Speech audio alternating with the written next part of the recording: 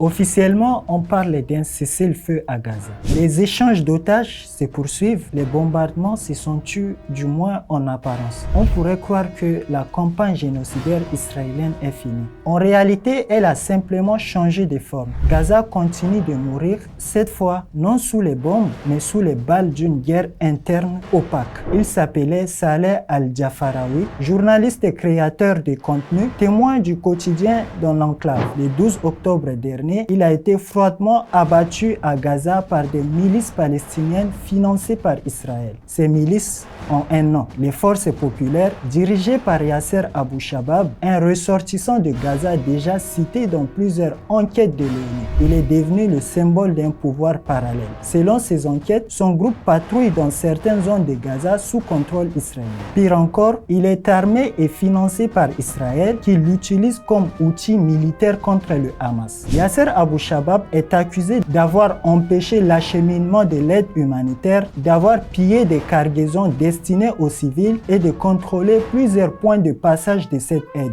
Ainsi, Israël a mis en place une stratégie sournoise pour fragmenter Gaza, créer des milices locales pour mieux déstabiliser l'enclave. Ainsi, Israël pourrait désormais prétester les exactions de ces gangs qu'il soutient pour justifier une nouvelle offensive. Le meurtre de ces journalistes, fervent défenseur du peuple palestinien, n'est donc pas un simple règlement de comptes. C'est l'expression d'une logique d'éradication politique et médiatique qu'Israël applique depuis longtemps. Depuis le 7 octobre 2023, plus de 200 journalistes ont été tués à Gaza. Tous avaient un point commun, documenter les massacres. Et pour Saleh, son seul crime fut de vouloir informer. Ils ont éteint sa caméra pensant éteindre sa voix. Mais la vérité, elle ne meurt pas. Elle circule, elle se partage. Tant que les journalistes seront abattus pour avoir simplement raconté ce qu'ils voient, il n'y aura ni paix ni trêve. Seulement une guerre qui change de visage. Plus sale, plus silencieuse et tout aussi